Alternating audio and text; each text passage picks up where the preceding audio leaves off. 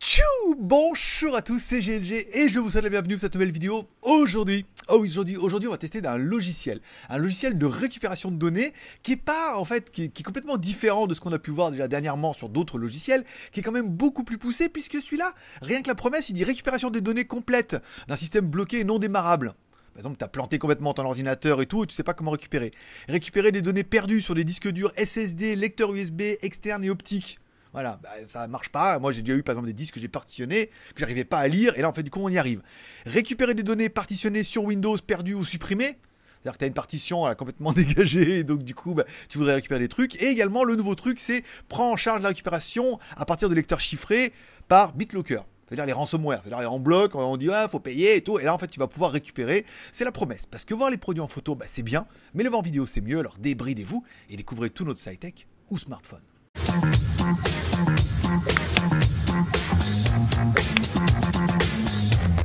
Allez, puisque contractuellement, je me dois de vous le préciser, c'est une vidéo qui est rémunérée par la marque, ça ne change rien au problème, puisque du coup, ça permet de rémunérer mon travail. On va tester le produit, on va regarder, on va faire des situations, on va voir si ça fonctionne bien. Et si ça fonctionne bien, du coup, c'est génial. Qu'est-ce que je te dise de plus?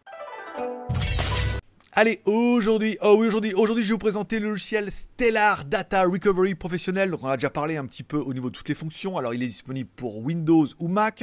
On va regarder vite fait la version Windows pour regarder un peu la différence avec la version Mac, puisque moi, je travaille sur Mac. Analyse profonde et récupération, ça, on verra tout à l'heure, ça fonctionne super bien. Formation d'images de disques et de clonage de récupération à partir de disques ayant des secteurs défectueux. C'est-à-dire que si tu as un disque qui est défectueux, tu vas pouvoir le recréer complètement. Ça, c'est la promesse aussi, et on verra que ça marche. J'ai déjà fait des tests. Moniteur de disque smart pour la santé des performances du lecteur. Récupération de tous ces genres de fichiers directement sur n'importe quel support, que ce soit le disque en interne, un disque externe, une carte mémoire, un appareil photo, un téléphone. À partir du moment où tu le branches sur l'ordinateur qu'il est reconnu comme périphérique externe, ça fonctionne.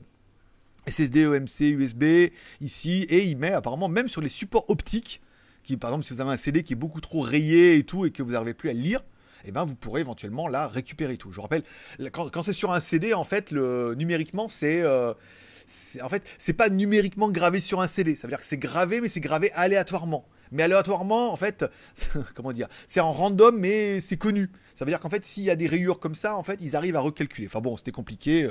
Mavelec un jour, Mavelec toujours. C'est ce que je préférais.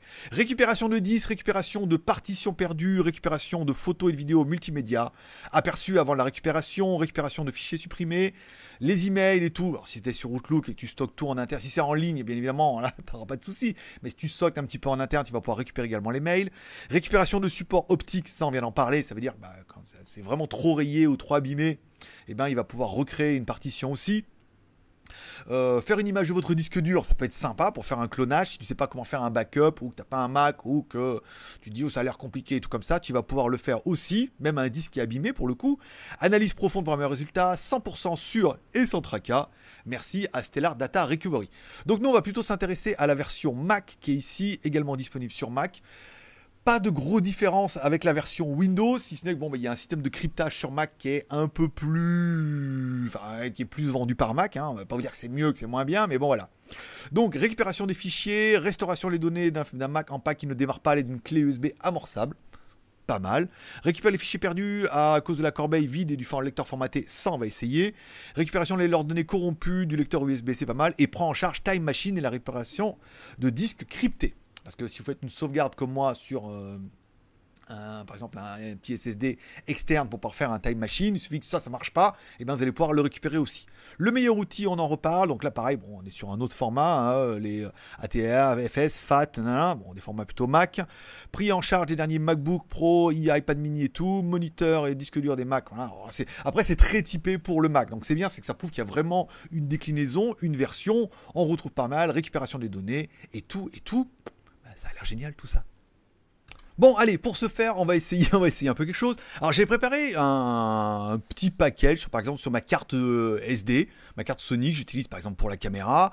Donc, j'ai préparé un petit package. Il y a la maquette Final Cut, il y a de la vidéo, il y a de l'audio, il y a des fichiers XML, il y a une photo de moi, bien évidemment, il y a un fichier MP3 et tout. Donc là, par exemple, j'ai une carte mémoire, je la prends, par inadvertance, je la mets à la corbeille, d'accord ? Ici, bien évidemment, on vide la corbeille, tant qu'à aller jusqu'au bout, quitte à tout perdre. Voilà. On vide la corbeille, là on voit bien que la corbeille a avancé et la carte mémoire, elle est vraiment vide de chez vide. Voilà. On va lancer un petit peu l'application Stellar pour voir un petit peu ce que ça donne dedans.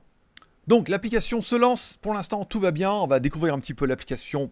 Je ne vais pas dire ensemble, parce que moi j'ai déjà vu un petit peu, j'ai essayé de jouer un petit peu avec, mais pour vous voyez un petit peu comment ça fonctionne, comment ça va se passer, et en fait cette vidéo n'a pas été faite par un professionnel, ça veut dire que vous pourrez le refaire chez vous, et vous pourrez vous aussi essayer de récupérer vos données, comme ça, il y a une version gratuite qui vous permet déjà de récupérer un petit peu, et après, si bien vous en fasse, vous pourrez passer à une version payante. Donc, au premier lancement de l'application, ce qui est pas mal, c'est que c'est quand même relativement plug and play. Ça veut dire que sélectionnez ce que vous voulez récupérer. Donc là, tu peux mettre tout ce que tu veux récupérer.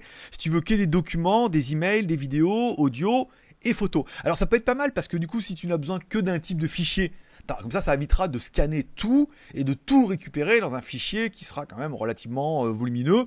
Donc nous, des documents, il y en avait, des emails, il n'y en avait pas. Ah oui, là, c'est pour vraiment mettre tout, alors d'accord. On peut mettre tout. Alors que la carte mémoire, j'ai mis 1,5 Go exprès pour que ça aille vite.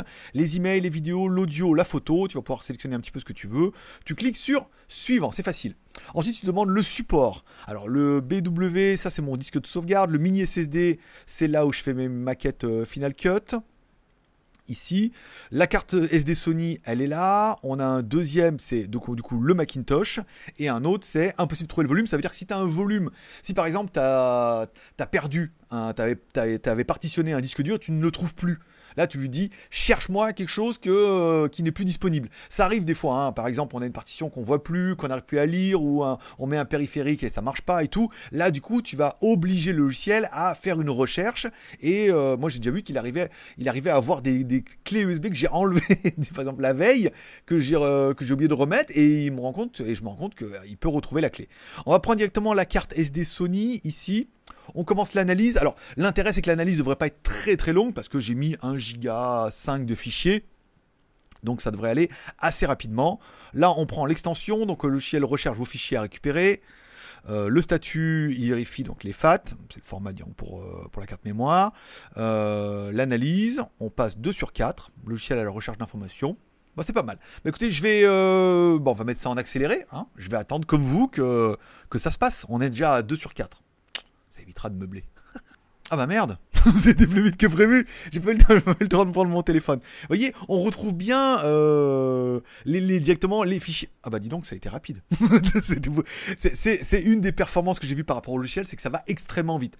Pourtant, j'ai pas un Mac Mini de ouf. J'ai un Mac Mini déjà c'est pas un M1 truc, c'est de l'année dernière. L'analyse 1299 fichiers trouvés. Waouh! Ah oui, il a trouvé beaucoup plus que... Oui, et oui, forcément, il n'a pas trouvé que mes fichiers à moi. Il a également trouvé tous les fichiers que j'avais effacés dernièrement. Notamment, alors on prend par exemple ici. Là, on a décidé de mettre une colonne. Donc du coup, comme on est un petit peu sur Mac. Black Friday, ici. Okay, pas mal. On retrouve. Est-ce qu'on retrouve bien ma maquette Final Cut? Alors attendez, il faut que je retrouve un peu mon business là. Je suis un peu perdu. Oui, voilà, mon fichier, il est bien là. Ma maquette Final Cut, elle est bien là. Ici, nanana. Donc, on a bien tous les fichiers qui sont là. La poubelle, la musique de Joachim Carud. On a bien ma photo. On a même un peu plus que ce que je n'espérais, puisque du coup, il a retrouvé des fichiers qui avaient été effacés sur la carte mémoire. Donc, c'est pas mal. Ensuite, une fois qu'on l'a là, donc marqué 25 dans l'op. On va mettre ici. Alors, j'ai pas besoin de tout. Hein, ça, j'ai pas besoin non plus. Ça non plus. On va juste récupérer les fichiers que je voulais. Le XML, le JT du Geek. Ici. La maquette, donc là il y avait quand même un peu plus le vidéo, l'audio et le no copyright. Voilà, ça suffira bien à mon bonheur. On met récupérer, on sélectionne le fichier dans lequel tu veux récupérer. Donc là par exemple on va mettre parcourir. Moi j'aimerais bien les remettre dans la carte mémoire, comme ça permettra de faire un autre test tout à l'heure. Ici, on est dans la carte mémoire, on met enregistrer. Les données sont identiques. Celui-ci va entraîner une perte de données. Allons-y, soyons fous. Et on met récupérer.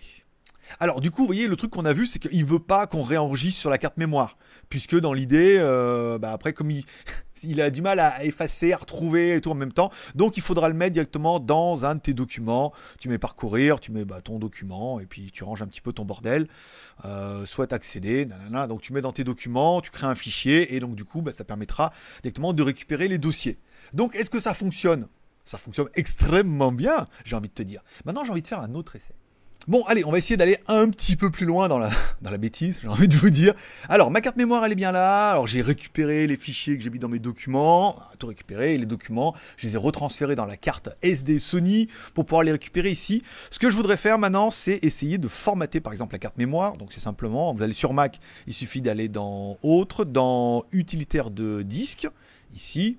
On attend de voir un petit peu notre disque, on va retrouver directement les disques qui sont installés, on va surtout retrouver la carte SD Sony, ici, effacer, donc là il me demande bien si je veux effacer la carte SD Sony en exFAT, donc là je mets oui, tant qu'à faire, aller dans le drama, j'ai bien mis la Sony, oui c'est bon, imaginons, non, en pire je peux tout récupérer, il n'y a aucun drama. Donc l'analyse, bon Kaspersky me dit que c'est pas mal. Ici, on prend, il me dit que ça a bien formaté la carte mémoire. Ce que je reprends, quand je prends ma carte, elle est vraiment vide. Donc là, on est vraiment dans la bêtise ultime. Ça veut dire que j'avais des données qui étaient sur ma carte mémoire et j'ai tout formaté. Donc c'est un peu le drama. Ok, on est là, on revient. On va directement, on remet notre logiciel. On lui demande... On fait suivant, on va demander le chercheur, on va prendre notre carte SD Sony. Ce que je devrais faire cette fois, c'est une analyse approfondie, tiens, pour essayer d'aller voir s'il peut trouver encore plus de choses. De là, il me rescanne ma carte SD. Tout va bien, recherche d'informations, ne pas arrêter bien évidemment, 100%, là ça rescanne. Et puis après, on verra à partir du moment, je vais reprendre mon téléphone. Là, ça va être un petit peu long, hein. À mon avis, en approfondi, ça va être un peu plus compliqué. Donc, je vais prendre mon téléphone. Voilà, merci. Et puis je vais jouer un peu avec mon téléphone en attendant que ça se passe. Et puis on verra bien. Alors Kaspersky me dit que c'est bon. Bon, je ne cache pas que je fais m'endormir. Hein. 40 minutes quand même pour scanner tout en analyse complète. On va le faire un petit peu en temps réel. On va regarder un petit peu ce qu'il a trouvé dans les dossiers. Alors, on a trouvé des dossiers RAW. Ça, c'est pas mal. On a trouvé ici... Voilà. Donc là, dans notre dernier dossier, si on prend le dossier 4262, ici, si on prend le type, le nom de fichier, on se retrouve bien avec plein de trucs que j'avais complètement en toutou, les fichiers, fenêtre cassée, le gong. Donc c'est vraiment des vieux fichiers. En fait, il a tout rangé, il a vraiment tout récupéré en profondeur et ça en fait peut-être un peu beaucoup là. Donc si on devait faire un petit bilan en fait du logiciel, ça fonctionne plutôt bien et c'est vrai que quand on met recherche approfondie, le logiciel va aller beaucoup plus loin que ce qu'on espérait, puisque en fait sur ma carte SD j'ai retrouvé vraiment des trucs qui étaient vraiment vieux quoi. Mais du coup j'aurais bien voulu récupérer. C'est vrai qu'il y a encore des Antutu, des lapins, des jingles que j'avais mis un petit peu en sauvegarde que je ne savais pas que je pouvais récupérer directement comme ça. Donc c'est quand même plutôt une bonne nouvelle. Ça permet vraiment d'aller un petit peu en profondeur. Bon, si on devait faire un petit bilan un peu de ce logiciel, c'est vrai que comme il annonce, il est quand même plutôt facile et relativement plug and play. C'est-à-dire qu'on lance le truc, on dit ce qu'on veut sélectionner, on demande où, on fait un premier scan, on voit si on peut récupérer ce qui est relativement récent, si tu as fait une petite erreur là et tu dis je vais vite le faire. Et le fait de passer en recherche approfondie, c'est plus long, mais ça permet vraiment de scanner en profondeur. Et par exemple pour moi de retrouver des fichiers que je ne pensais plus jamais retrouver, qui étaient vraiment sur la carte mémoire et que j'ai pu récupérer comme en toutou, certains jingles où on avait un espèce de truc en mode kung fu. Voilà. Donc le prix du logiciel, la version de base 79. Alors il y a une version gratuite que tu peux essayer, tu auras le droit de récupérer un petit peu. Mais si tu en veux un peu plus, version professionnelle 79,99. Une seule fois, après on n'en parle plus. Récupération des données, création de récupération pour Mac sans démarrage, récupération de fichiers Time Machine, de fichiers Bootcamp partition. Par exemple pour moi qui suis sur Bootcamp, si j'ai une partition Windows, une partition Windows et une partition Mac, je vais pouvoir un petit peu récupérer sur les deux aussi. Créer une image disque pour la récupération de fichiers et surveillance de la santé du disque pour le Mac, ça peut être pas mal. La version un peu plus haut de gamme 99,99. Ici tu vas récupérer les photos, répare les photos corrompues et répare les vidéos corrompues aussi. Ça c'est pas mal. T'arrives à récupérer les trucs et qu'il en manque un morceau. Et ensuite la version à 149 € là qui permettra d'installer sur 3 Mac. Donc si tu veux faire un achat groupé pour 3 machines, là du coup c'est vrai que ça fait plus que 50 balles par machine. C'est quand même un peu plus intéressant. Bon, est-ce que c'est le logiciel de l'année ? Oui et non, c'est toujours pareil, ça n'en a pas besoin. Tu vas regarder ça d'un œil hagard en disant c'est un logiciel de récupération, à part qu'il fait beaucoup plus de choses que les autres, il va plus en profondeur et il y a plus de fonctionnalités. Bah oui, en fait, malheureusement, mais c'est vrai que quand tu as besoin de récupérer des fichiers, ou alors pour scanner des disques durs et retrouver des trucs que tu dis, ah, il y avait ce film-là, ou ce logiciel-là qui était dans ce disque, peut-être que je peux le récupérer et le sauver, ça te coûte rien de télécharger le logiciel gratuitement, hein, de scanner, de regarder un petit peu déjà ce que tu peux récupérer gratuitement, et si vraiment tu vois le truc qui t'intéresse et que ça t'intéresse pour toi de payer pour pouvoir le récupérer, et ben dans ce cas, vas-y, fais-toi plaisir, c'est plutôt pratique. Patrick. Et te reste plus qu'à faire ton BEM, besoin, envie, moyen. Est-ce que tu as besoin de ce genre de logiciel-là? Et c'est vrai que quand tu as besoin, tu es un peu prêt à mettre le prix, hein, pour avoir quelque chose qui fonctionne. L'envie, si tu as envie de récupérer des fichiers, que tu en as perdu et que tu as une sauvegarde et qu'un craquage ou, comme on l'a vu par exemple, un ransomware où tu es un peu en panique, bah là du coup, ça justifie presque le financement de l'appareil et du logiciel. Voilà. Et enfin, les moyens, bah, encore une fois, tout est cher quand tu n'en as pas besoin, mais quand tu en as besoin, tu serais prêt à mettre 79, 99. Si tu as vraiment un gros projet que tu as passé beaucoup de temps, je peux dire 100 balles, c'est pas cher payé pour pouvoir récupérer un truc, un crash, où tu as fait de belles photos sur une carte mémoire et que la carte mémoire s'est effacée ou que tu n'arrives pas à la restaurer. Là, tu peux aller voir dedans et des fois récupérer des trucs qui sont assez précieux ou au moins sentimental. Ça peut être intéressant. Voilà. Il te reste plus qu'à vendre à la pas amour, partage et abonnement. Amour en cliquant. Amour en mettant un like, ça met la vidéo, partage en partageant sur les réseaux sociaux. Je vais pas y arriver. J'essaie de faire les deux choses en même temps, je n'y arrive pas. Partage en partageant sur les réseaux sociaux et enfin abonnement en cliquant là-bas à droite sur mon logo. Je te rappelle, GLG c'est 3 chaînes YouTube, GLG Review pour les reviews, GLG Vidéo sur lequel je te propose un petit résumé des news high-tech tous les jours à partir de 6h du matin et toute la journée en replay. Comme ça, tu sais les news tranquille. Et enfin, WTS GLG, ma chaîne de vlog en Thaïlande avec une vidéo moto en Thaïlande en 360 et tout. J'attends le micro, le son va être incroyable sur celle du mois de janvier. Là, on finit comme ça et après, ça sera génial. Voilà, je vous remercie de passer me voir, ça m'a fait plaisir. Je vous souhaite à tous une bonne journée, une bonne semaine. Profitez bien de la vie, profitez bien de vos proches. Merci de passer me voir. Forcément, je vous kiffe. À bientôt, sinon à demain sur GLG Vidéo. Bye bye.